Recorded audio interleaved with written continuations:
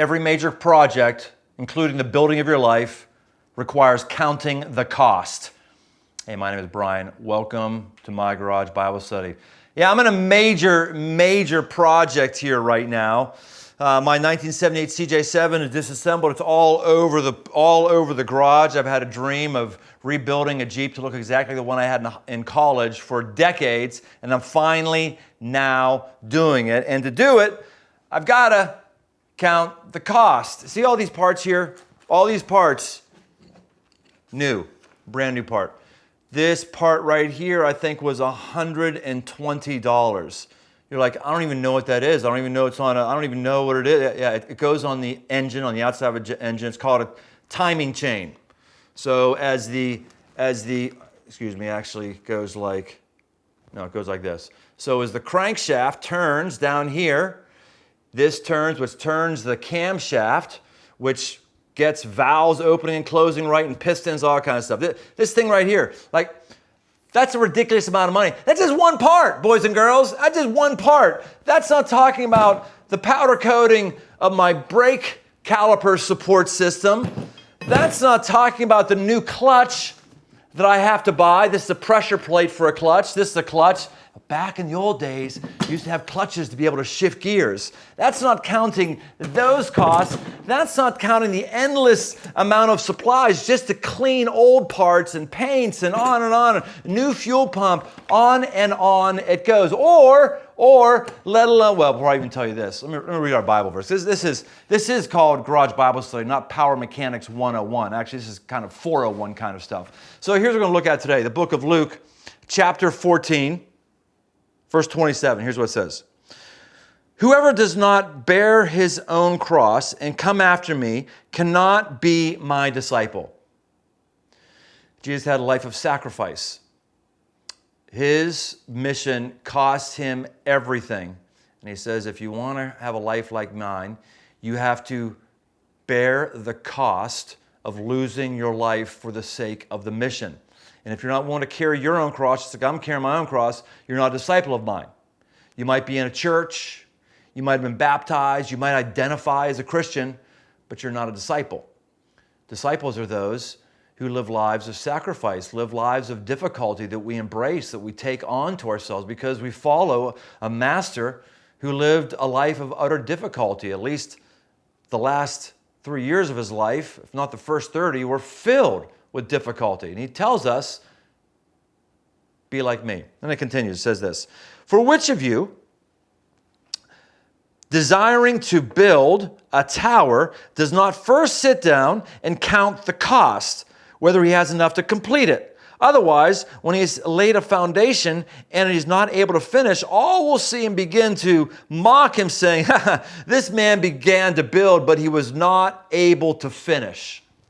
Jesus talks about counting the cost. Before we accept Christ, before we call ourselves a believer, before we call ourselves a Christian, we gotta count the cost. Am I ready for it to cost me everything? Before you get into a major project like restoring a Jeep 1978 CJ7, you have to count the cost. Here's what that means for some people.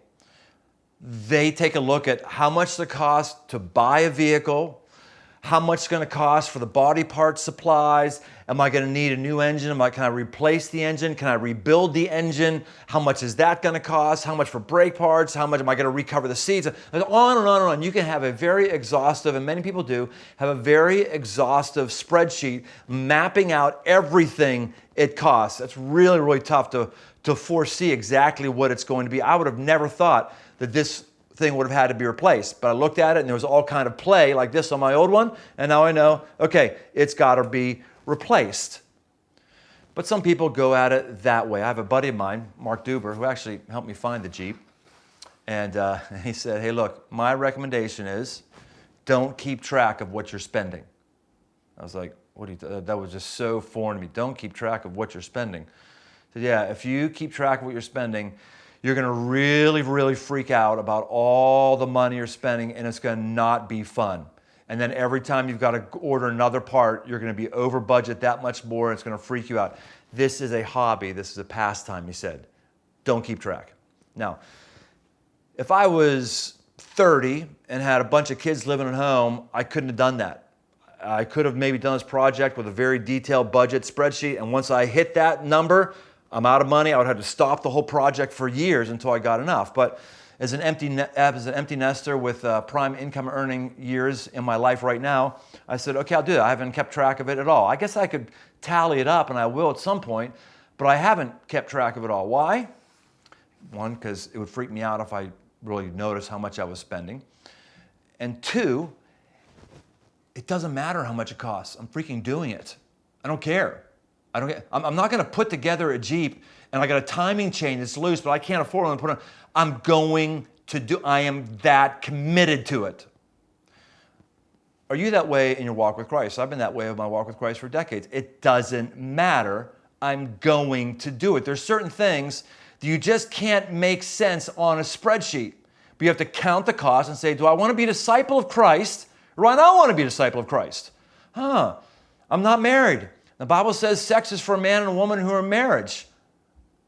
Clear, period. The only time sex is affirmed positively in the Bible and specifically spoken is only ever between a man and a woman in marriage. No exceptions. That's it. That's it. The only one that's ever authorized and ever exalted, everyone. So like, if you're not up for that, then just don't become a Christian. You're not a disciple. You want to get fire insurance and maybe get baptized just in case God will let you into heaven? You can think about that, but no, you're not a disciple unless you count the cost of everything. I'm going to do that. You find this thing called tithing, giving 10% of your income to the work of God. If you're not going to do that, you're not a disciple. Now, you could figure out, do I want to build there? Do I want to start with 3% and then 5%? Figure that out if you want. But if you're not going to do it, you think it's ridiculous, you're not a disciple. And that's what Jesus is telling us right here. He's saying, do you want your own life the way you want it? Or do you want my life the way I want it? And that means you live your life the way I live mine. It doesn't mean you don't have nice things. It doesn't mean that life is always painful and hard, but it does mean you don't not do something just because it's going to be hard. That's called what a disciple is. Jesus didn't want to go to the cross. He was sweating blood. Blood was hitting his brow as he's praying right before he's arrested. But he says to God, well, I don't want to do this. I don't want to do this, but your will be done, not my will be done. He went and he did what he didn't want to do because he counted the cost and said, whatever it takes, I will fulfill the mission and go forward. This table is very stressful for me in so many ways. You might be able to see some of the markings here, these circles here. These circles are pistons. They're on the inside of my engine block. And when you take an engine apart, you have to meticulously put them where they go and mark everything. This is all the stuff at the front of the engine, looking top down, and I had different lifters and rods, all kinds of internal engine components. I have my thing, and as I was doing that, as I was pulling things out of the engine, putting them down, which is not a normal thing for me. I'm not a grease monkey by day. I'm a pastor by day, and I've done some mechanical things, but nothing this intensive before. I just kept thinking to myself, do I know what I'm doing here? What am I doing? I'm being careful. I'm doing what? Am I really up for this task? And I just kept saying, well, just one part at a time, one step at a time. Will it all work when it all goes back together? I don't know, but I know I've counted the cost, and this is what I chose to be in for, and I'm in. I'm all in. When you're walking with Christ, there's going to be things that he asks you to do. You're going to be going, can I do that? I don't know it's going to be that. I don't know how I'm going to get through it. I don't know how it's going to work out, but I'm going to be obedient to the commitment I made and following through and counting the cost. If whatever it is, that means loving my neighbor as myself. I'm going to love that person even though I hate their freaking guts. It means I'm going to take the path of Jesus. Count the cost, friends. Maybe it's time for a new counting of the cost. Maybe you gave your life to Christ a while ago, and now it's time to re-up on the project of you becoming a restored human being created in the image of God and operating in the image of God in every part of your life. Count the costs right now and get in. Get in or get out. That's what Jesus is saying. I hope you get in. Well, that's all I got for you today here at My Garage Bible Study. We'll see you next week on, what's it called?